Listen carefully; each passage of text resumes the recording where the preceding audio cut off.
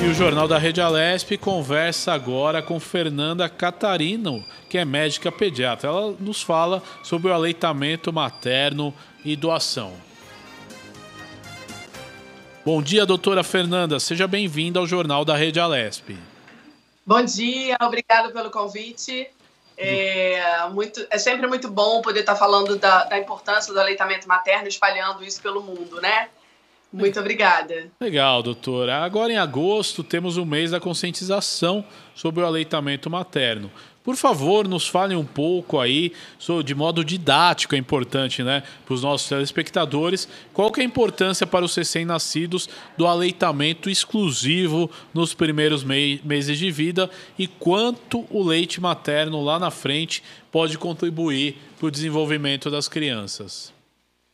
O leite materno é um alimento absolutamente completo e capaz de alimentar todas as crianças até os 6 primeiros meses de vida. Lembrando que nós estamos falando da maior janela imunológica e maior janela de oportunidades que todas as crianças têm, que está relacionado aos primeiros 1000 dias de vida, que a gente fala desde o momento que essa mãe descobre a gravidez até essa criança completar os 2 anos de idade. Então, o leite materno ele é, sim, considerado o padrão ouro em alimentação para as crianças, sobretudo até os 6 meses de idade. Estamos falando aí de fatores imunológicos, fatores nutricionais, apego entre mãe e criança e tudo que há de melhor em termos alimentares e nutricionais para qualquer criança. Doutora Fernanda, aqui é o Fábio, tudo bem? Tudo bem. Doutora, nós sabemos que algumas mães elas não conseguem, por inúmeros motivos, amamentar o filho por muito tempo. O que é possível fazer nessa situação, doutora? Infelizmente, a gente tem ainda alguns obstáculos para vencer em relação à manutenção do leite materno, de forma exclusiva, né, como você está perguntando. Então, existe sim uma série de coisas que a gente pode ajudar essa mãe a fazer para tentar manter esse aleitamento exclusivo, mas, sobretudo, a gente precisa acalmar o coração dessas mães e acolhê-las no sentido que o aleitamento misto, ou seja, baseado em leite materno associado à fórmula infantil quando há necessidade ou impossibilidade materna de amamentar essa criança exclusivamente, ele também é considerado aleitamento, ou seja, essa criança ela está recebendo sim tudo que há de melhor desse leite materno da forma que essa mãe está podendo oferecer. Então a gente precisa, a gente usa muito o mês de agosto para incentivar, né, para promover e para proteger o aleitamento. Mas de forma nenhuma a gente usa a campanha do Agosto Dourado para julgar ou para faltar com empatia e com respeito com essas mães que não conseguiram ou não puderam, por qualquer motivo, fazer o aleitamento de forma exclusiva. Agora, doutora, nós estamos aí no Agosto Dourado, né, que é o mês aí da campanha sobre aleitamento materno. E aqui na Assembleia Legislativa, por exemplo, temos vários projetos de lei em relação a isso, mas temos um projeto da deputada Leci Brandão, do PCdoB, que é o projeto de lei 941 de 2017, que torna obrigatória a instalação de salas de apoio à amamentação em órgãos públicos do Estado. A senhora, na sua visão, a senhora acha que ainda é muito difícil esse lance da amamentação, de repente as mulheres na rua, nos locais de trabalho, em saídas, é muito complicado isso inibe a mulher de amamentar? Sem sombra de dúvidas, esse é um grande obstáculo que a gente ainda tem, principalmente na manutenção da volta ao trabalho, na manutenção do leite materno na volta ao trabalho, né? Porque as mães, elas além de se sentirem inibidas, na grande maioria das empresas, elas não têm um lugar apropriado para isso, não são apoiadas pelos os seus patrões aí em relação à manutenção do aleitamento materno mesmo à distância. Faltam, às vezes, locais de armazenamento, tempo para essa mãe poder fazer essa ordenha. Então, com toda a certeza do mundo, esse é um grande obstáculo ainda assim. Doutora, como é que funcionam os bancos de leite que existem? Explica pra gente um pouquinho sobre isso. Explico. Os bancos de leite eles estão localizados normalmente em unidades hospitalares e eles recebem os leites de mães que têm uma boa produção de leite, ou às vezes uma hiperlactação. Então, eles fazem contato, ou as mães fazem contato com ele, eles passam absolutamente todas as regras de um bom armazenamento de leite. Alguns deles até fornecem um material, como os potes adequados, orientam a quantidade que essa mãe vai orientar, vai ordenhar, e eles recebem esse leite humano doado, e esse leite passa por todo um processo para que então seja oferecido a crianças que as mães não podem amamentar, sobretudo prematuros, né, internados em UTI. É de grande importância a existência dos bancos de leite humano, e alguns deles também fornecem o atendimento de consultoria e amamentação para que ajudem as mães que conseguem estar com seus filhos a amamentar de forma um pouco mais segura e corrigir alguns problemas que podem acontecer durante esse manejo de amamentar em casa. Agora, doutor, eu queria entender melhor o seguinte, as mães que acabam tendo excesso de leite, elas podem procurar um hospital, lá é feito o exame, como que ocorre essa receptividade do hospital em relação a essas mães que querem doar o leite? Na verdade, isso não é o hospital, não são todos os hospitais que têm os bancos de leite. O banco de leite, ele recebe, a mãe pode fazer contato com qualquer hospital, qualquer unidade hospitalar que tenha o banco de leite. Lá é feita uma anamnese minuciosa, são feitos exames dessa mãe e as orientações para uma ordenha de qualidade, de sucesso, para que esse leite, então, passe pelo processo e consiga aí alimentar crianças realmente em fase crítica, né? Normalmente são usados para isso. Agora, doutora, aleitamento materno em tempos de Covid-19, quais os protocolos que as mães devem adotar? É possível haver infecção através do leite materno? Como isso funciona, doutora? Qual o procedimento que a senhora aconselha aí para as mães?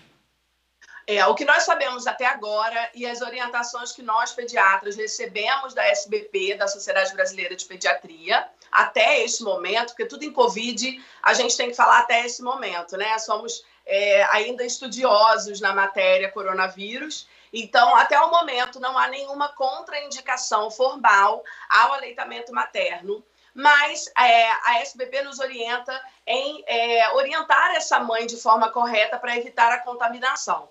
Então, se essa mãe é um caso suspeito ou é uma mãe contaminada, ela deve manter aí o distanciamento social dessa criança, ela deve se manter de máscara, luvas, né, para manusear esse bebê, deve manter lavagem das mãos adequadamente antes e após pegar esse bebê. E a SBP orienta ainda que essas mães que não se sentirem seguras, apesar das medidas de higiene e de distanciamento social fora esse momento da amamentação, que elas podem e devem, né, usar as bombas de leite para a extração do leite materno e que outra pessoa seja treinada e capacitada para oferecer esse leite de forma adequada, mas protegendo a amamentação.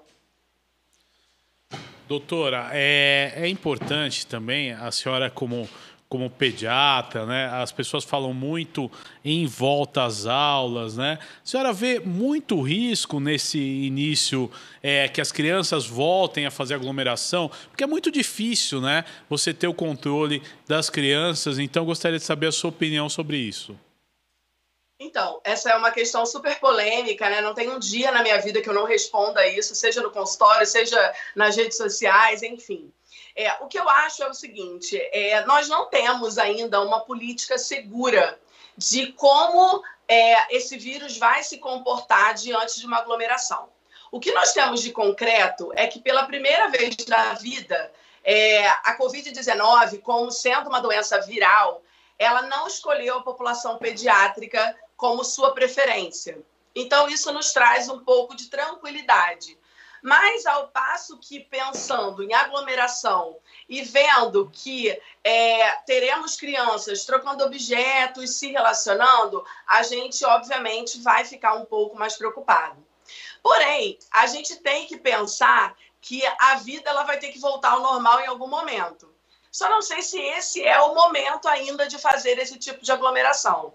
O que eu acho é que deve haver uma política de educação muito importante dentro das escolas, se a definição dos órgãos públicos for de realmente retorno escolar, porque em nenhum momento, nenhum órgão público responsável, nenhuma associação médica responsável afirmou que as crianças estão imunes à Covid-19. Então, as crianças não estão imunes. Elas podem, sim, ter formas da doença. Geralmente, essas crianças elas são portadoras assintomáticas, mas nós já sabemos que essas crianças podem, sim, desenvolver a doença. Então, nesse momento, eu ainda não acho seguro termos aglomeração de nenhuma espécie, muito menos de crianças, sem a gente se entender esse comportamento viral nessa faixa etária ainda. Doutora Fernanda, voltando ao aleitamento materno, até qual idade é correto amamentar as crianças? Eu pergunto isso porque há relatos, às vezes, de crianças que são amamentadas até 3, 4 anos de idade. Isso é certo ou não? O que a gente precisa entender é que, assim, o leite materno ele nunca vira água, ele nunca vira um fator que não tem nutrientes, nunca. Ele sempre vai sofrer modificações, claro, mas ele nunca vira água. E a Organização Mundial de Saúde e o Ministério da Saúde orientam que todas as crianças devam ser amamentadas pelas suas mães exclusivamente até os 6 meses e depois, no mínimo, até os 2 anos de idade. Eu costumo orientar que o aleitamento ele vai bem até onde está bom para a dupla mãe-filho. Algumas crianças se mantêm aleitamento após 2 anos, nenhum problema para elas, se essa mãe também está ok. E outras crianças desmamam um pouquinho antes. A nossa orientação, tanto da Sociedade Brasileira de Pediatria como da OMS, é que essa criança seja alimentada no seio da sua mãe, pelo menos até os 2 anos de idade. Doutora Fernanda, outra curiosidade que eu tenho é que no varejo alimentício é possível encontrar alguns componentes para reforçar a alimentação dos bebês, né? Esses componentes, eles substituem o leite materno em algum momento? Eles reforçam a alimentação do bebê ou a utilidade deles não é lá grande coisa? Complementos de leite? Exatamente. Então, não há leite comparável ao leite materno. O leite materno ele é um alimento único produzido diretamente para aquela criança, né? Então, ele vai direto do produtor ao consumidor. Igual a ele não existe.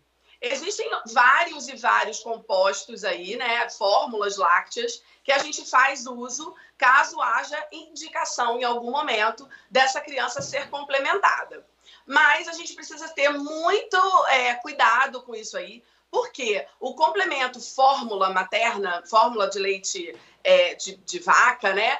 Ele é uma prescrição médica. Então, só deve ser usada a fórmula láctea para aquela criança se o pediatra assistente dessa criança julgar necessário, em volume calculado para aquela criança e escolhida de forma individualizada para aquela criança também.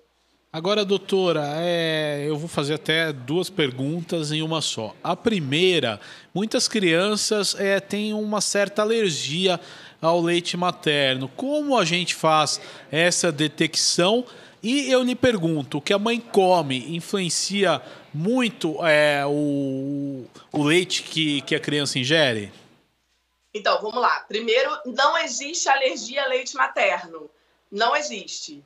O que pode acontecer é essa criança desenvolver alergias, por exemplo, à proteína do leite de vaca, e essa proteína ela não é degradada quando ela passa pelo leite materno, e se essa mãe ingere a proteína do leite de vaca e essa criança tem uma sensibilização de alergia para a proteína do leite de vaca, essa criança pode sim receber essa proteína através do leite materno. O manejo adequado para isso é que a gente faça o que a gente chama de dieta de exclusão da proteína do leite de vaca, da dieta da mãe, para que então esse bebê não receba, através do leite materno, a proteína do leite de vaca. Legal, doutora. Agora, outro assunto importante, né? As mães aí que têm dificuldade para produzir o leite materno, assim, às vezes no pós-parto, né? Muitas mães ainda não têm o mecanismo da amamentação. Quais as dicas que você dá para essa mãe? Então, o primeiro de tudo, essa mãe precisa entender como acontece a fisiologia da lactação. Então, ela precisa entender que o leite materno passa por 3 fases distintas e que isso acompanha a sua produção de leite, mas ela precisa entender que isso é fisiológico. Então, a gente vai atender as demandas do bebê de acordo com as fases que esse leite materno vai passar. Então, no primeiro momento, só para você ficar claro, essa mãe produz do pós-parto imediato até mais ou menos de 5 dias de vida do bebê, ela produz o que a gente chama de colostro. O colostro é um líquido amarelado viscoso, ele tem um pouquinho menos de produção, essa mãe ela produz bastante, bem pouquinho quantidade de leite. Mas esse leite é um leite poderosíssimo, riquíssimo em imunoglobulinas, riquíssimo em gordura, riquíssimo em tudo que esse bebê precisa. E ao passo que ela produz pouca quantidade, nesse momento, o estômago do bebê aceita cerca de 5 a 7 ml de leite. Então, por isso que eu digo que a informação é imensamente importante, porque se ela entrar no desespero que ela está produzindo pouco leite numa fase de colostro, muitas vezes entra uma complementação sem a menor necessidade para atender a demanda de um bebê que não está precisando daquilo. Logo após o colostro, essa mãe passa por um leite de transição e somente aos 15 dias de vida do bebê, ela chega então ao famoso leite maduro, que é o leite que vai acompanhá-la durante todo o processo de amamentação. O que eu acho fundamental nesse momento é que a gente tenha um pediatra que saiba manusear a amamentação, que saiba manejar e explicar a essa mãe que está tudo bem, ter um pediatra atento às demandas dessa criança, ou seja, um pediatra que acompanhe essa criança nesses primeiros dias e também avaliar a necessidade de uma consultoria em amamentação para acompanhar esse bebê em casa junto com essa mãe. Então, acho que esses três pontos são fundamentais no início de qualquer amamentação. Doutora Fernanda, algumas mães, elas fumam. Algumas mães, elas consomem álcool, mesmo na gravidez, passam por situações de estresse, seja causado pelo trabalho, seja em casa. Nesse momento de pandemia, então, algumas pessoas se estressam com a situação que estão vivendo. Todos esses fatores externos, eles influenciam muito na qualidade do leite que a mãe vai produzir? Sim, com certeza. Na verdade, o cigarro, o álcool, né, e as drogas ilícitas, elas devem ser aí desencorajadas por qualquer grávida e qualquer mãe, né? O estresse, ele obviamente faz uma descarga de adrenalina nessa mãe que vai influenciar sim os receptores lá de produção de leite materno e diminui bastante essa produção e com certeza o contexto de toda a amamentação, né? Entendo, doutor. Agora, uma outra pergunta que chega aqui de uma telespectadora. É importante a gente fazer. As mães que têm dieta alimentar com muita gordura, comidas muito fortes, isso acaba indo para o leite, por consequência, para a criança, podendo causar males à criança? Então, a gente precisa entender que qualquer tipo de alimentação é absorvida pelo corpo da mãe e pode sim passar ao leite materno. O que a gente orienta é que a mãe ela deve ter uma alimentação o mais saudável possível, sem restrições indicadas por ela mesma. Sempre que houver uma indicação de uma restrição alimentar, ela precisa ser acompanhada por um nutricionista materno-infantil e a gente precisa ter muito cuidado, sim, com o que a gente ingere. Então, não só pela nossa saúde, mas pela saúde daquela criança que está sendo amamentada. Gorduras de má qualidade, cigarro, como foi falado antes, álcool, isso tudo vai influenciar na produção do seu leite, na qualidade dele, sim. Legal, doutora. Eu quero agradecer a sua participação no Jornal da Rede Alesp desta quarta-feira. Então, uma próxima oportunidade aí que a senhora possa trazer aí mais informações para as mães, né, que precisam amamentar seus filhos. Muita informação que é importante, doutora. Obrigado, viu? Eu que agradeço, estou à disposição de vocês. Obrigada e um ótimo agosto dourado a todos. Obrigado, doutora.